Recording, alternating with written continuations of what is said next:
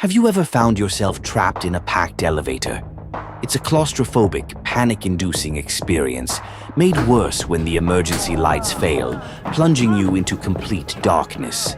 The air grows thick, the walls seem to close in, and the oppressive heat makes every breath a struggle. Now imagine that instead of just a few moments, you're stuck in that dark, airless box for days, with no hope of rescue. It's like being crammed into a sardine can, a dark, suffocating space where every movement is restricted and the air is stale and thick. Now shift your thoughts to the subway. Picture yourself on a crowded train, rushing to your destination when, without warning, the train grinds to a halt. The already cramped space seems to shrink further, the stale air filled with the oppressive smell of sweat, machinery, and the city's relentless odors. Around you are people you'd never choose to associate with, strangers whose very presence amplifies your discomfort. Some may even forego basic hygiene, making the situation even more unbearable. But what if I told you that this scenario, as nightmarish as it seems, pales in comparison to a far more horrific reality? Imagine being trapped in that same subway, but this time half the people around you are not just strangers. They are actively tormenting you, not just with words, but with punches, kicks, and far worse. Imagine being packed into the cargo hold of a ship, not in a city, but in the sweltering, humid expanse of the South Pacific. No air conditioning, no food, no water, and no escape.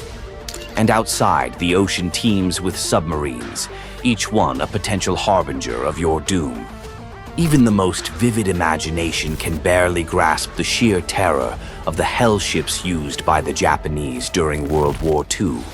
These were not just ships, they were floating death traps, where the already brutal conditions of war were compounded by the unimaginable suffering inflicted on thousands of Allied prisoners of war.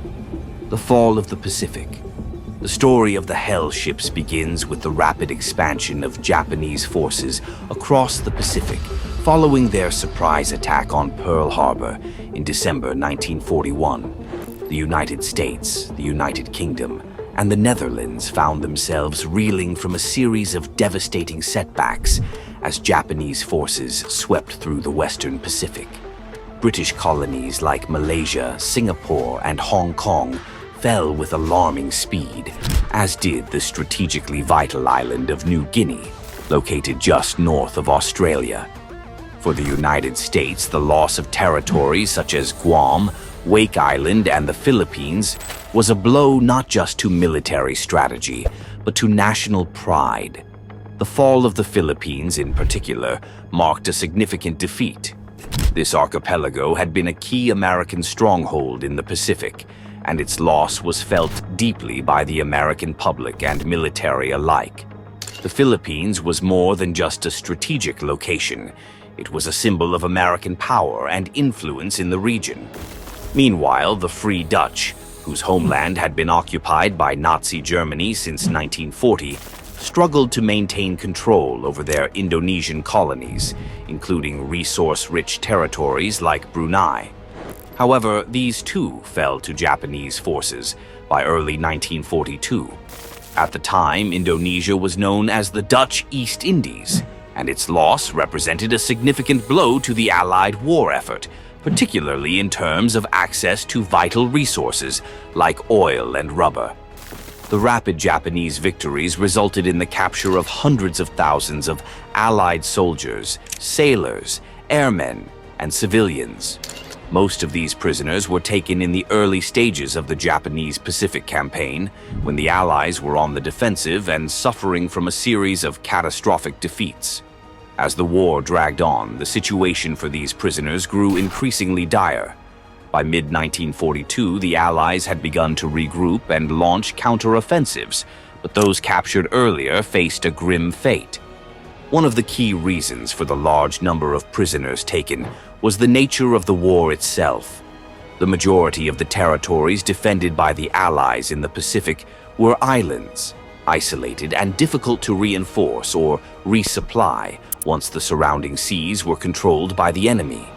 With the defeat of the Allied fleets, there was little hope of relief for the beleaguered defenders. As a result, mass surrenders became increasingly common as the tide of battle turned against the Allies. For the Japanese, the capture of so many prisoners posed a logistical challenge.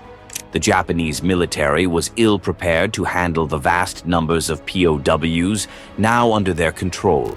This led to the creation of the Hell ships, a desperate and brutal solution to the problem of moving large numbers of prisoners across the vast distances of the Pacific. The broader context of POW treatment in WWII. The treatment of prisoners of war, POWs, during World War II varied significantly depending on which Axis power held them captive. The experiences of POWs in German and Italian camps, while often harsh and brutal, were generally governed by the Geneva Conventions, which mandated certain standards of care. Although there were numerous violations, including forced labor and execution of POWs, especially on the Eastern Front, the overall treatment differed markedly from that of POWs held by the Japanese. The Japanese treatment of POWs was notoriously brutal, and the reasons for this stem from a combination of cultural, military, and ideological factors. The Japanese Bushido Code, which emphasized honor and the warrior spirit, looked down upon surrender as a deeply dishonorable act. This cultural perspective led many Japanese soldiers to view POWs with contempt, seeing them as unworthy of respect or humane treatment. This disdain was further amplified by the militaristic and nationalist ideology promoted by the Japanese government and military leaders during the war. Japanese soldiers were often indoctrinated with the belief that surrender was not an option and that it was better to die in battle than be captured. This mentality was deeply ingrained in Japanese military culture and had devastating consequences for Allied POWs. The result was a system where POWs were subjected to extreme cruelty, neglect, and exploitation. The infamous Bataan Death March and the experiences of POWs on the Hell ships were direct outcomes of this brutal approach to warfare. Furthermore, the logistical challenges faced by the Japanese in managing their large number of POWs, combined with a lack of resources and the prioritization of military needs over humanitarian concerns, exacerbated the suffering of prisoners. The Hell ships, in particular, were a manifestation of these factors, where POWs were treated as disposable labor rather than human beings. The creation and purpose of Hell ships. The Hell ships were born out of necessity and a brutal disregard for human life. The Japanese military needed to move POWs from one part of their vast, newly acquired empire to another. This need arose not only from logistical considerations, but also from a desire to exploit the prisoners as forced labor for the Japanese war effort. The construction of defensive works, airfields, and other military infrastructure across the Pacific required vast amounts of manpower, and the POWs provided a convenient, if unwilling, workforce. These ships were not designed to transport human beings. Originally, they were cargo vessels, freighters, and trawlers, repurposed to carry prisoners in conditions that were nothing short of inhumane. The term Hell ships is no exaggeration. These vessels became floating prisons, where the already brutal conditions faced by the POWs on land were magnified 100-fold by the cramped, stifling, and unsanitary conditions at sea. The holds of these ships, where prisoners were crammed, were not meant for human habitation. They were dark, airless spaces designed to carry goods, not people. The men were packed so tightly into these holds that movement was nearly impossible. In some cases, the prisoners were forced to stand for hours or even days, unable to sit or lie down. The heat inside the metal hulls was unbearable, especially as the ships traveled through the tropics. With little ventilation, the air quickly became thick with the stench of sweat, excrement, and fear. Food and water were scarce on these voyages. The prisoners were given minimal rations, often just a handful of rice and a small amount of water each day. Dehydration and starvation were constant threats. The lack of proper sanitation facilities meant that disease spread rapidly through the tightly packed holds. Dysentery, cholera, and other illnesses were common, and the medical care provided was virtually non-existent. In many cases, the sick and dying were left to rot among the living, their bodies eventually thrown overboard once they succumbed to their ailments. The treatment of the prisoners by the Japanese guards was equally brutal. Beatings were a daily occurrence, often administered for the slightest infraction or simply to assert dominance. The guards were known to use the butt of their rifles, bamboo canes, or anything else at hand to inflict pain. Psychological torment was also rampant, with the guards taking pleasure in humiliating and degrading the prisoners. Those who tried to escape, or even those suspected of harboring such thoughts, were executed without hesitation, often in front of their fellow prisoners as a gruesome deterrent. The purpose of the hell ships was clear: to move the POWs as quickly and efficiently as possible, with little regard for their well-being. The Japanese military saw these men not as human beings, but as expendable resources to be used up and discarded as needed. This dehumanization was at the core of the hell ship experience, turning what might have been a simple transport operation into a nightmare of unimaginable horror. Hell on water, personal accounts. The stories of those who survived the hell ships are some of the most harrowing tales to come out of World War II. These personal accounts provide a window into the unimaginable suffering endured by the prisoners, as well as the sheer will to survive that sustained them through their ordeal. One such account comes from a survivor of the hell ship Oryoku Maru, which was used to transport American POWs from the Philippines to Japan. In December 1944, the ship was attacked by American planes, unaware that it was carrying prisoners. The Oryoku Maru was struck multiple times, and the chaos that ensued on board was nothing short of hellish.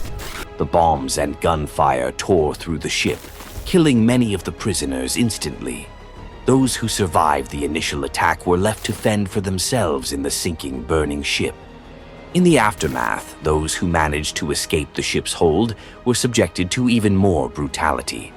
The surviving prisoners were forced to swim to shore, where they were rounded up by Japanese soldiers. Many were shot in the water as they struggled to reach land. Those who made it to shore were marched to a nearby camp, where they were subjected to further torment. The conditions in the camp were appalling, with little food, water, or medical care available. For many, the journey on the Oryoku Maru marked the beginning of a new nightmare, one that would continue until the war's end. Another notorious hell ship was the Janyu Maru, which carried a mix of Allied POWs and Asian forced laborers. In September 1944, the ship was torpedoed by the British submarine HMS Tradewind off the coast of Sumatra. The Janyu Maru was packed well beyond its capacity, with over 6,000 men crammed into its holds. When the torpedoes struck, the ship sank rapidly, taking over 5,500 lives with it. The conditions on the Janyu Maru before the sinking were so horrific that some prisoners considered the attack a merciful end to their suffering. The hell ship Harugiku Maru also provides a chilling example of the horrors faced by POWs during these voyages. After being torpedoed by the USS Celian, survivors from the Harugiku Maru found themselves adrift in the South China Sea. The Japanese rescue vessels that eventually arrived did not bring salvation. Instead, they opened fire on the POWs in the water, killing many who had managed to survive the sinking. These personal accounts highlight not only the physical suffering endured by the POWs, but also the psychological torment they faced.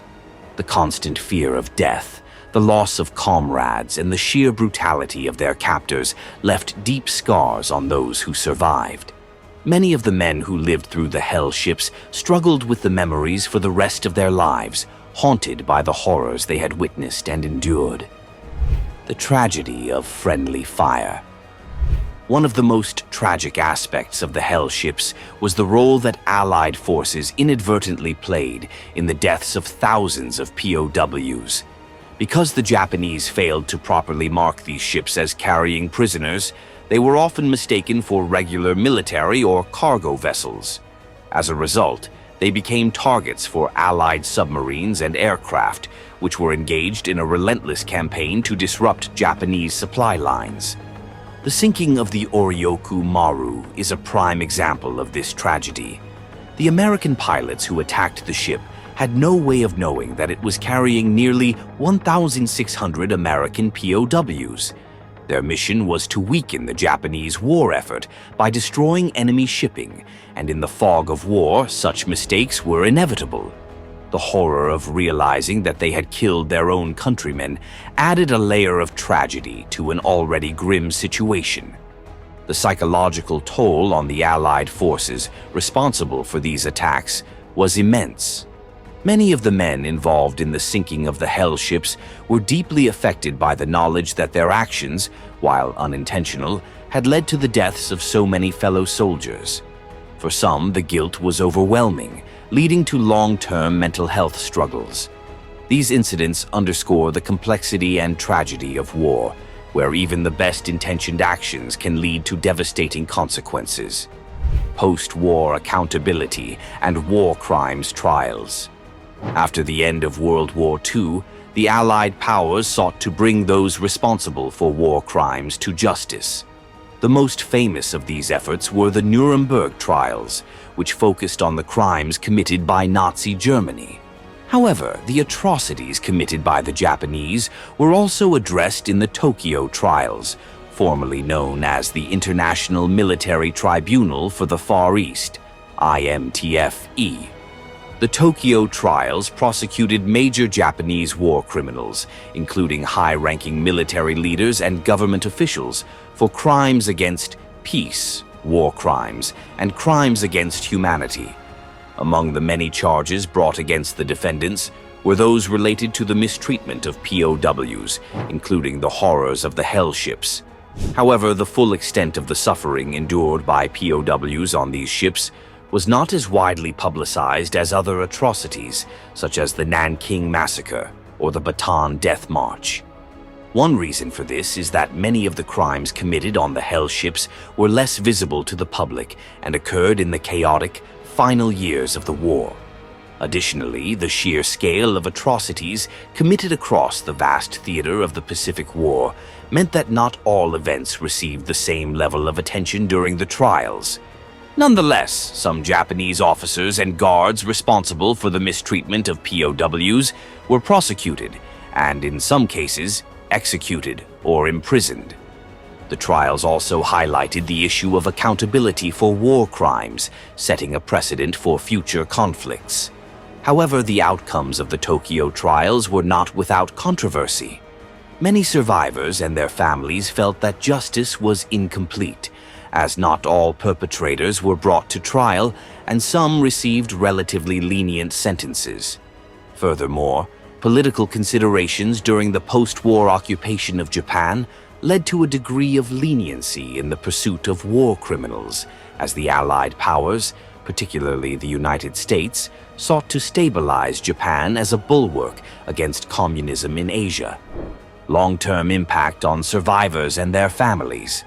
The survivors of the Hell ships, like many POWs who endured captivity during World War II, faced long-lasting effects from their experiences. The physical toll was evident in the chronic health issues many suffered from: malnutrition, untreated injuries, and diseases contracted during their captivity. These health problems often persisted for the rest of their lives, impacting their ability to work and lead normal lives. The psychological impact was equally severe. Many survivors experienced what we now recognize as post-traumatic stress disorder, PTSD. Nightmares, flashbacks, and severe anxiety were common among those who had survived the Hell ships.